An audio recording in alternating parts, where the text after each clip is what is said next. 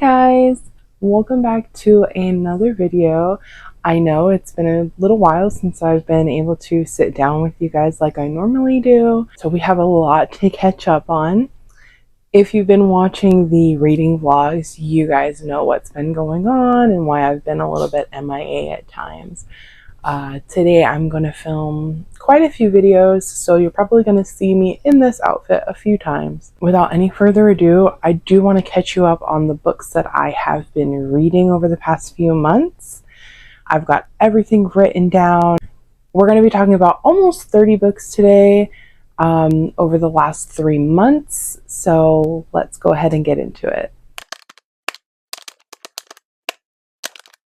So the only physical book that I have with me here for the month of August is The House Across the Lake by Riley Sager.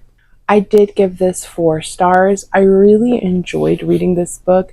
It was a fairly quick and easy read. I also tabbed quite a bit. I was kind of trying to solve the mystery along with reading the story. There is a very interesting situation going on. I did not expect the resolution to be what it was, or a lot of the reveals to be what they were.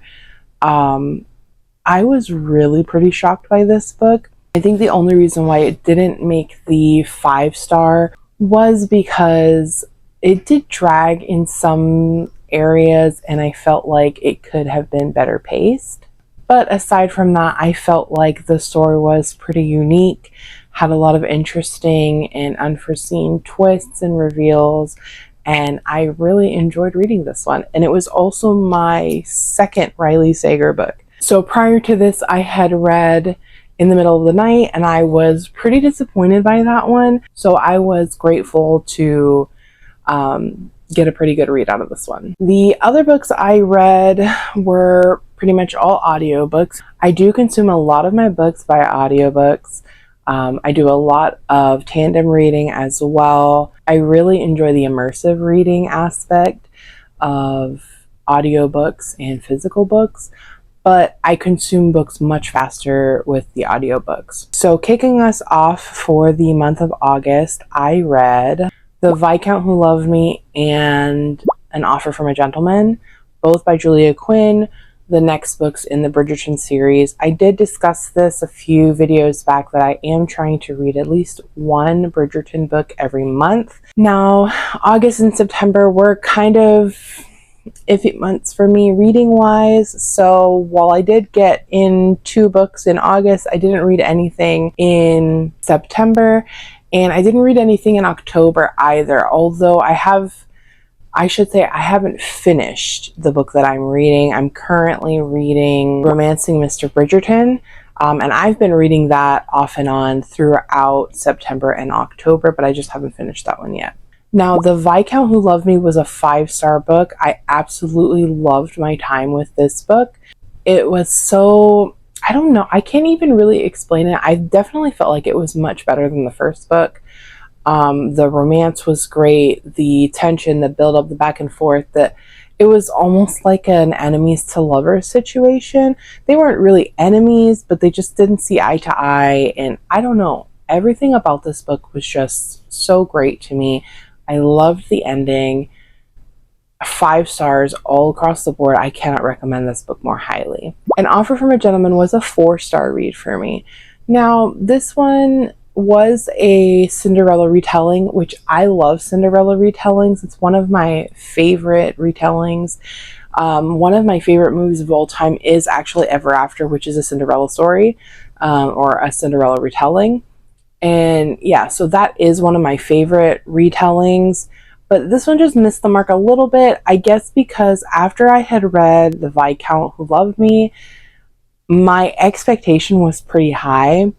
And not to say that this by any means wasn't a good book or that I wouldn't recommend this, because I would absolutely recommend this book. It just didn't meet the mark of The Viscount Who Loved Me. So going forward, I think this is going to be the standard by which I hold all the books to. I did briefly discuss that the first book, The Duke and I, was kind of a wash. I think I gave it 4 stars. But I had already kind of been tainted, if you will, by the Netflix series. So I didn't feel like I had a very firm grasp on just the book alone. Whereas with The Viscount Who Loved Me, I have not seen the second series on Netflix. I'm going into it purely with just the book as my basis. So there's no expectation or anything really from like the Netflix series or adaptation. And so because of that, and because it was still such a great book, I definitely think I'm going to be holding the other books to this standard as well. I also read a few novellas. The first one I read was Comfort Me with Apples, which I did give 4 stars. I gave it 4 stars mainly because it was just very bizarre. I felt like it was a super interesting story, albeit short. And I had no idea where we were going with this until the very end. So any book that can keep me guessing, and even my guesses are still wrong up until the end, and it doesn't turn out to be like something really mundane or stupid, I'm happy with. I loved the writing, the way the book was written, the pacing of the book was great. I really did enjoy it. It just wasn't quite a 5-star for me. My second novella was Paradise Rot. Did not enjoy this one. I gave it a 2-star, and to be fair, I did kind of know going into it that I might not like it, but I didn't realize how much I would detest this. If it had been a regular length novel, I would have DNF'd it, but because it was so short, even with the short length that it was, I probably still should have DNF'd it. But I ended up giving it 2 stars. There was a lot of really gross imagery that I just felt was gratuitous. It was unnecessary. The story really had no plot. It also was another one of those slice of life books, in my opinion, that I hate. I've come to realize that I really do not like reading slice of life. I'm sure there are going to be exceptions to this, but so far, all of the slice of life books that I have read are just not hitting it for me. So this was a flop. And then the last 2 books that I read in August are We Used to Live Here and Dinosaurs. We Used to Live Here was a 5-star book. If you have not read this book yet, what are you waiting for? Amazing. Amazing. Like I said, I did listen to the audiobook. The audiobook production is awesome. Please listen to the audiobook. Even if you don't like audiobooks, please listen to the audiobook for this one, because it was truly great. It was chilling. I got goosebumps all the time listening to this book, and I'm pretty sure I finished it within like 2 or 3 days. It was just that good that I didn't want to put it down, but at the same time, I was also like very nervous and apprehensive to continue reading it because it was pretty scary. And it was very much like you don't really know what's happening. And even at the end, you're left with a lot of questions. It's a very open ending, and it's definitely up to interpretation. There aren't really any questions answered throughout the entirety of this book. Not really, nothing concrete. So you never really know what's going on. I am extremely excited for whenever the adaptation for this comes out, because I cannot wait to see this in a movie format. And like I said, the last book I read was Dinosaurs. So I saw that Goodreads they have a book for each state. And I wanted to do this challenge where it's kind of like reading across America, reading books for each state. Now, I have been reworking this and deciding what exactly I want to do with this, because it is something that I think I'm going to attempt to do in 2025. So stay tuned for that. But one of the books that I did read was a book that was based in Arizona, or the setting was Arizona, called Dinosaurs. And I did end up DNFing it about 6 chapters in. The writing I tried, okay? The book was very boring. It did not interest me in any way whatsoever. And I, to this day, cannot tell you what this book was about. It was extremely boring. I did not care. I was not invested in the story. I think it was going to be another slice of life book. And I just did not want to waste any more time. I had the epiphany that I shouldn't be continuing to waste any more time with this book because I was just not enjoying my time. Then in September, I only read 2 books. September was a very rough month. If you're watching the vlogs, I'm not really going to go into it a lot, but we had quite a few upheavals, life changes, and just things happening. We also had a hurricane towards the end of the month and the beginning of October. A lot was happening, and reading was just not at the forefront. I just did not care about reading in September at all. But I did read 2 books. They were both unfortunately 3 stars. I read The Night Guest, which I had such high expectations for, and I think that's kind of why it ended up being a 3-star. That and the animal deaths that was happening. I did discuss it in a little bit more spoilery detail in my vlog. I don't want to spoil anything here, so I will just say there is animal death, there is animal abuse, and I wouldn't recommend this book for those reasons.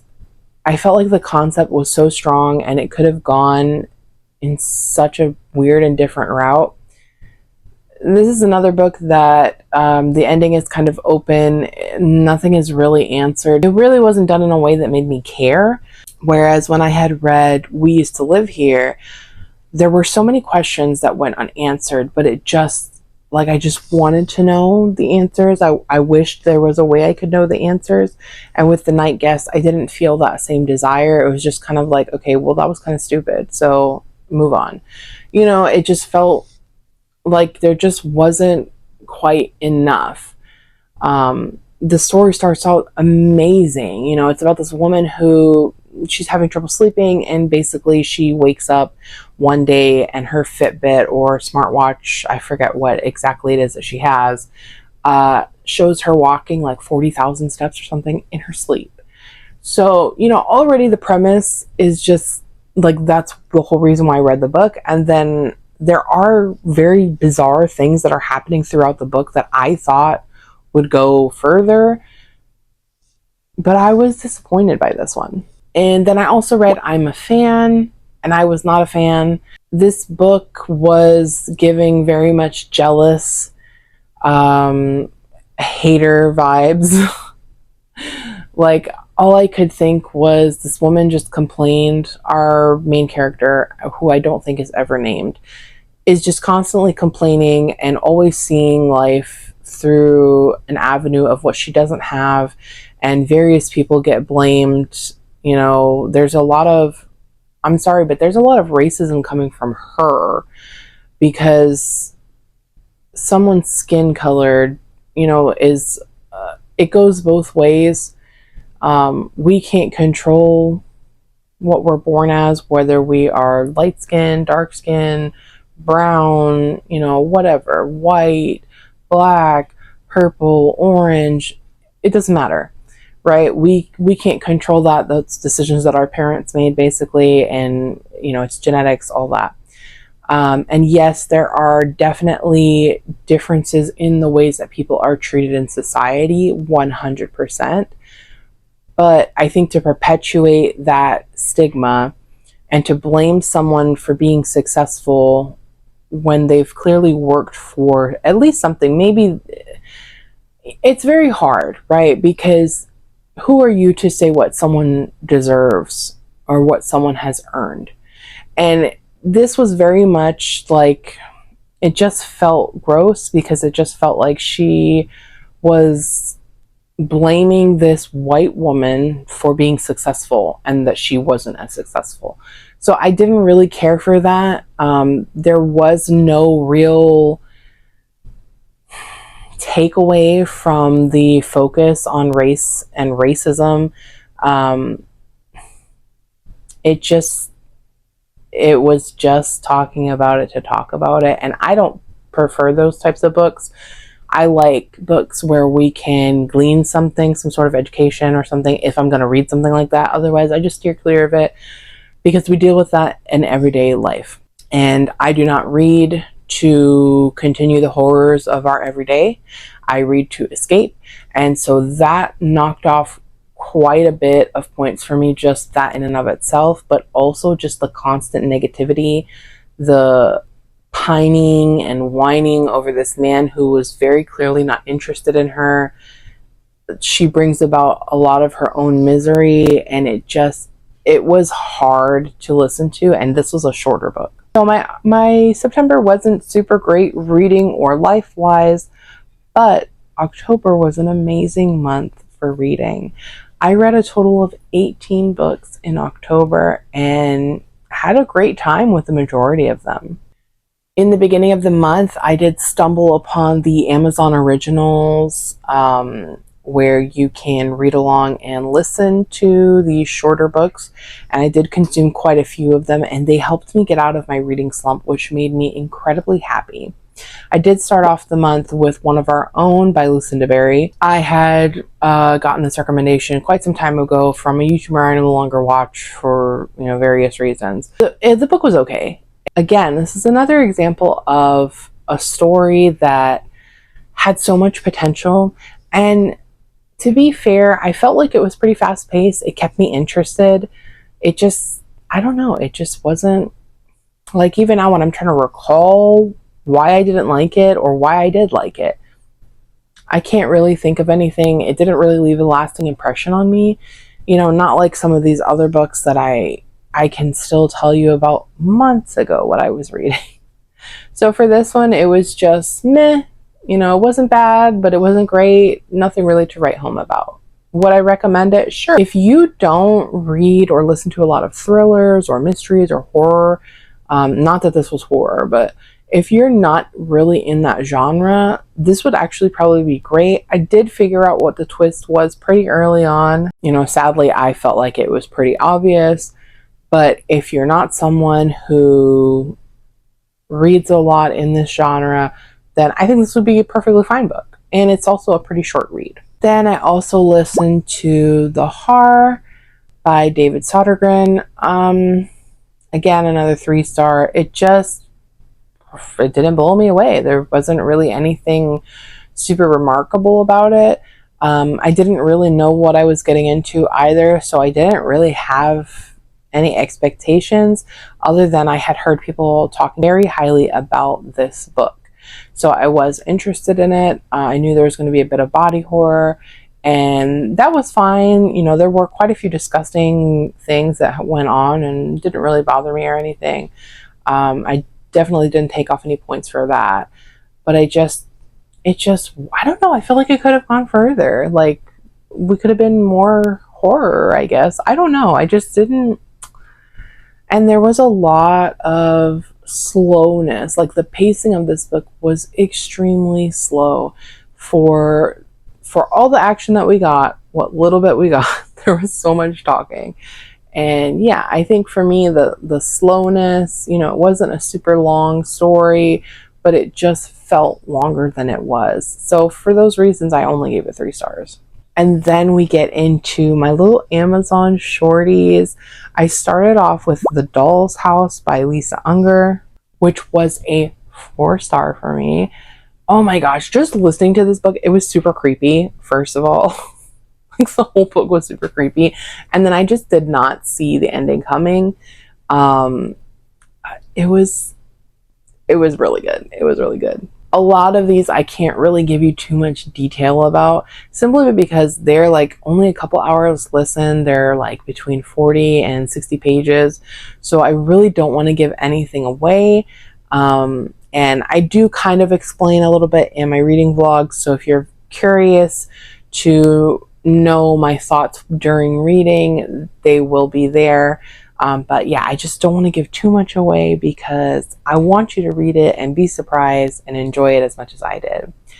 The next book that I listened to was Sleep Tight Motel, also by Lisa Unger. And again, I gave this one 4 stars. The reason why this one wasn't a 5-star, because it almost was 5 stars. Okay, I'm not going to lie to you. The reason why this one was only a 4-star is because I felt like the ending, if we're really to believe how it ends, then there are some serious plot holes in this story. So like, it just, because I remember getting to the end and I was like, wait a minute, but how come And then, you know what I'm saying? So for that, I had to take off a star. But other than that, the story was great. The pacing, amazing. Like, I know these are shorter stories, but they can still have bad pacing. You know, just because a book is only 50 pages doesn't mean that the pacing is going to be great. So this one was so good, though. Yes, please read this one. And then I read two Margaret Atwood books. I have been interested in her because she is the author of The Handmaid's Tale. When I saw that she was on this list, I wanted to at least try to listen to her books because I have been wanting to read The Handmaid's Tale. And I think after my experience with these two, I think I am going to give The Handmaid's Tale a try because I've heard mixed reviews about it. I've heard a lot of people don't actually like the books. I personally love the adaptation on Hulu, so I've been really torn, but after I read these, I think I am going to pick it up because I read My Evil Mother and Cut and Thirst, and while Cut and Thirst I gave a 2-star, and I could not care less for this book. I found it incredibly boring and dry and just, I couldn't even tell you now what it was about, and I think it was only 30 pages.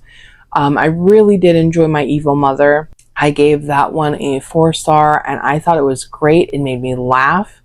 There was just a lot of interesting... The story in and of itself was very interesting, especially the ending. Again, it's such a short story. I don't want to spoil anything because it really was good. And this is one I would say just read. I think it was an hour or an hour and a half listen. It was really good. I really liked that one. I especially loved the ending. So based on that, I know she got a 2-star, but because My Evil Mother was so strong, I think I am going to give The Handmaid's Tale a try at some point. And then I read The Lover by Sylvia Moreno Garcia and loved it. I loved this book. I ate this book up. I actually went back and listened to the ending again, just to make sure that I had heard what I thought I heard, first of all, but to make sure that I was understanding what was going on. 5 stars. I loved this book so much. It was so... I don't even know how to put into words about it, but like, it was very interesting. The ending, again, was great. Like, it was a solid 4-star for most of the story, but that ending just put it right over the top for me. And then Slow Burner by Laura Lippman. Again, the only reason why this one is a 4-star is the pacing. Again, is a little bit slower, which is funny, Slow Burner.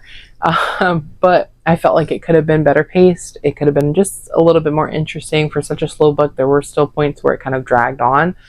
But this, I have said many times, this is like a cautionary tale to cheating men everywhere. I did not see the ending coming. Not even a little bit. This was great. This was such a great one. Then I read It Waits in the Woods by Josh Malerman, and I gave that one a 3-star. It was a very interesting story about a girl trying to find her sister who everybody blamed her that she went missing, yada, yada, yada. It was interesting. It was creepy. For the creep factor alone, 3 stars. But I don't know, it was another one that kind of dragged a little bit, even though it was such a short story, and I felt like there was a little bit of unnecessary information. For me, a 3-star is like, it wasn't bad, okay, but it wasn't... 3-star is like, it's not good enough for me to really retain anything about it. I would only recommend it to people who don't really read a lot or who don't read a lot in this genre. It's like, I don't regret reading it, but I could have spent that time doing something else. Was this bad? No, but it just isn't anything that I'm really gonna retain or, you know, remember later on. Then I read The Bad Friend by Caroline Kepnes, the same author as You, and again, this is kind of the same situation. I've been wanting to read You from her, and I've been a little bit hesitant, even though I love the adaptation. I've never read anything from her before, and I've heard mixed reviews about the books. So I read this as kind of to see if I would like her writing style. And I almost hated this book. There was a few interesting points. I did like how she came around in the story, but this was only a 2-star read for me, mainly because I felt like it was almost as if we were blaming the main character. You know, the book is called The Bad Friend, and it just feels like she's a bad friend because she didn't know something. It's, without giving away the entirety of the book, it's hard to explain why I didn't like this one. But it just, I found the ending of the book to be just kind of dumb. So I wouldn't recommend. This was a waste of time for me. And then the last really short one that I listened to was In the Tall Grass by Stephen King. This was so, like, there was a birthing scene that was very vivid and descriptive, and I get it. It's kind of important to the story. It's also Stephen King, so, you know. This one was pretty good. I did give it 4 stars. It was really interesting. The entire time I'm reading or listening to this book, I just kind of felt like I was going around in a circle. Not in a bad way, but it was just really weird. I don't know. It just didn't quite reach that 5-star mark for me, but it wasn't bad. It was actually pretty good. It was very well written, and I did enjoy the audiobook. And then the next book I read, which I can never ever remember what this book is called, The Curious Incident of the Dog in the Nighttime by Mark Haddon. Now, I did read this in tandem. I listened to the audiobook and I physically read it. I thought I might annotate it, but I ended up not needing to annotate anything. I did think this was a pretty good book. I did get 3 stars from me. The way it was written was very interesting and different from anything that I've read before, but this was kind of another slice of life book, and it's very interesting because I keep picking up these books unknowingly, and I find that they never surpass 3 stars for me, and some even fall below that. So I don't know. I think it's just me. I think I just don't like these types of books. There wasn't really anything particularly wrong with the book. It was a little bit slow at times. There was some very shocking things that we learn about.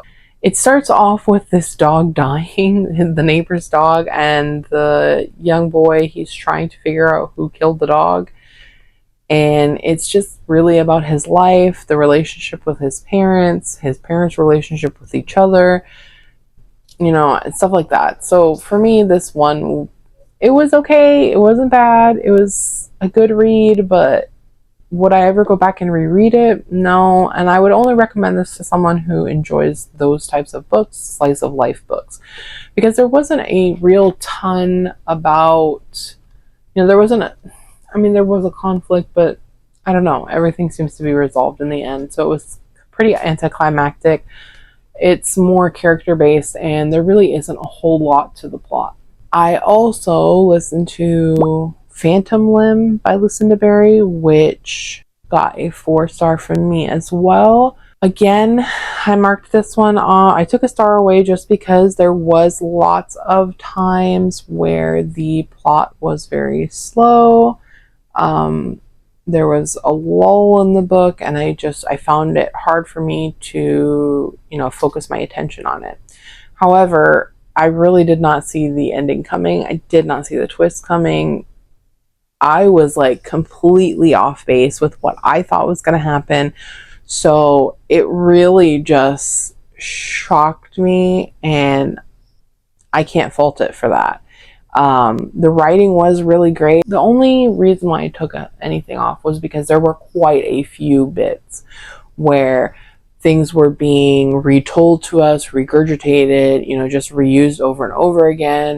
It was very repetitive. There was quite a few bit of slow points and lulls in the story that could have just been edited out and just, you know, made this a little bit shorter.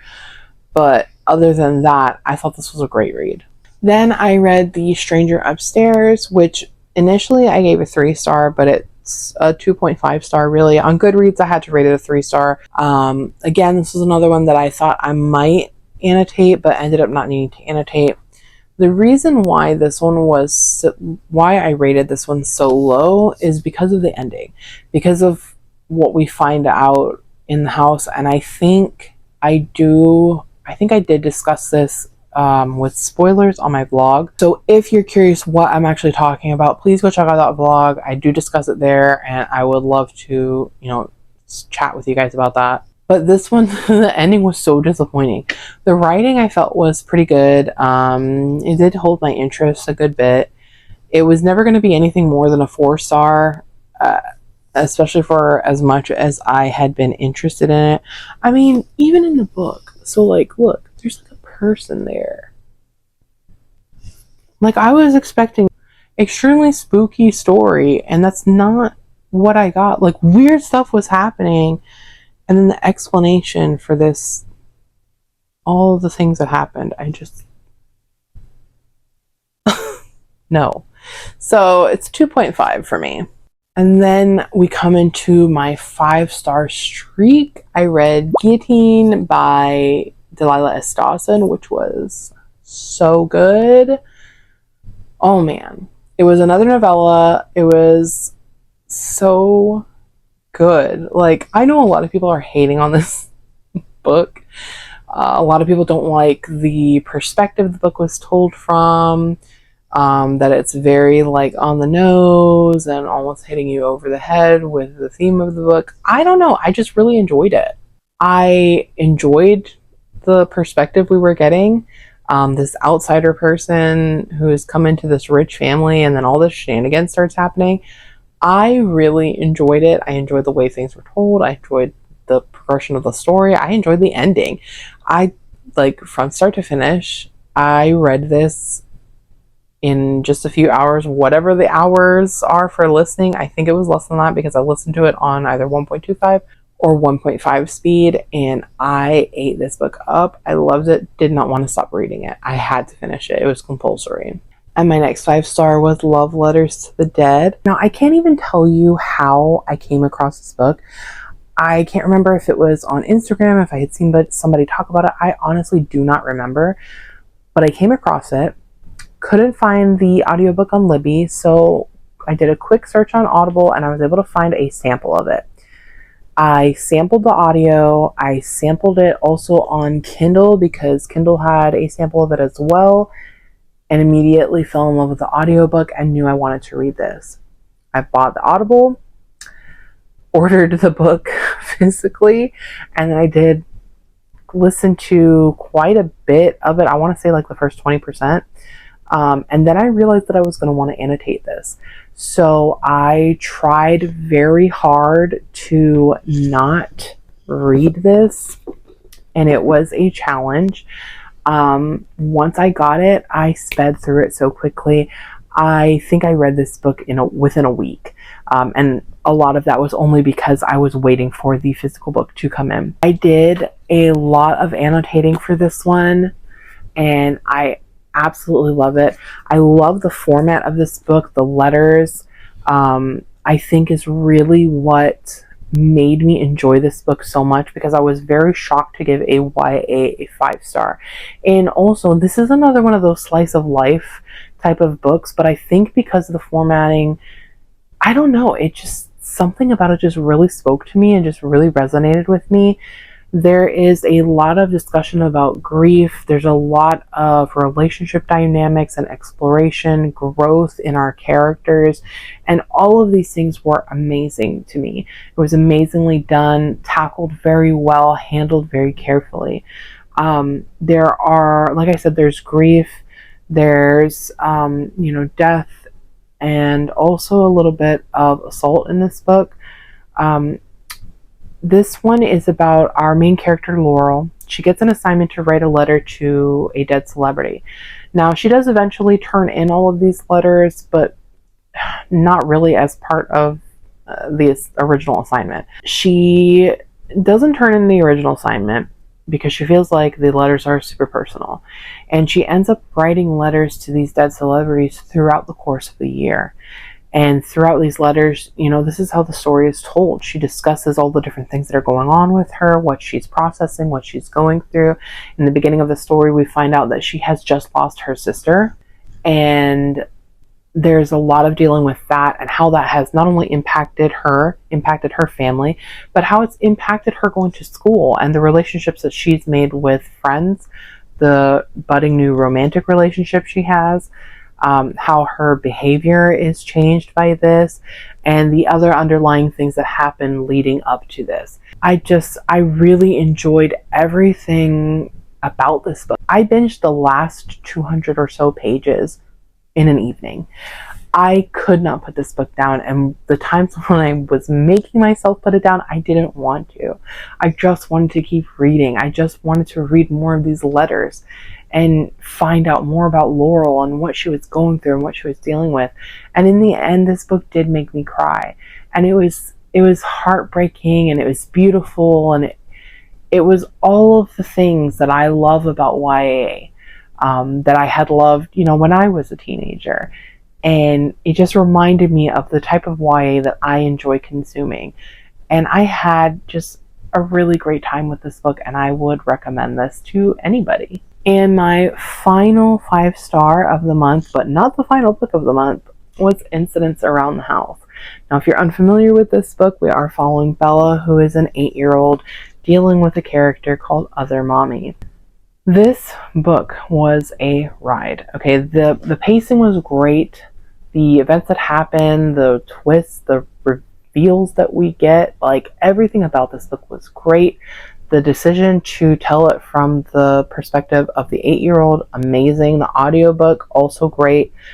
I have really no notes of negativity on this book. It was so good. It was so good. I felt very tangible emotions when reading this book, and the ending really just broke my heart. I hated the ending in the best possible way, because it's not an ending that doesn't make sense with the rest of the story, right? It's not like we're coming to this conclusion. It's like, how are we getting there? What happened for this to be the ending? No, the ending makes perfect sense with the entirety of the story. If you think about it, it's a logical outcome. You could even argue an inevitability. But I still hated it. I really, truly hated this book. I did tab it quite a bit. I did not think I was going to tab this one at all. I didn't even have the tabs picked out, and then I had to kind of scramble because it occurred to me that I did want to go ahead and tab it. This book, so we are dealing with Other Mommy, who wants to go inside Bella's heart, and at first she's the only one who sees Other Mommy. And as the story progresses, she's really like the only one who even knows about her. As the story progresses, her parents become aware of it. Other people see Other Mommy, including her mother, and even people outside of the family. Other Mommy goes from just being stuck living in the closet to being able to traverse the house, go to other people's houses, go to random places that they are. Like, Bella is seeing her everywhere they go. And it is so sad. It is heartbreaking is the best word I can describe. Is the best word I can use to describe this. Because while all of these other things are going on, we have the breakdown of a marriage and family dynamic, and things are happening around her, she's being attacked and isolated by Other Mommy. And it's never really concretely said what Other Mommy is. It's just alluded to. So you can kind of come up with your own conclusions there. Even in the end, I would even still say it's open. I was really pretty surprised for me to give this one a 5-star, but I was happily surprised because I've read a couple of other Josh Malermans this year. The House at the Bottom of the Lake, I think I gave 2 or 3 stars. And then I also, earlier in the month, read It Waits in the Woods, which I gave 3 stars. And after I read It Waits in the Woods, I was thinking that maybe I don't like his writing. But now that I've read this, I think what it is that his writing is, while it's a very specific type of writing without being specific. He writes in a way that I feel like you can almost insert your own fears and insecurities into his writing. While also there's never really any concrete thing that's happening, because this was very reminiscent to me of House at the Bottom of the Lake. It was not a tangible story. Like, when I think back to that, I didn't really care for that one. I didn't care for the ending especially, but I don't know, it was very bizarre like this. And I don't know, I'm definitely going to continue to pick things up from him because this was great. I absolutely love this book. Like, I can't wait to read his next book. And then the last book I read this month was Haunt Sweet Home by Sarah Pinsker, which got 3 stars from me. This was another novella, and somehow it lost my attention at points.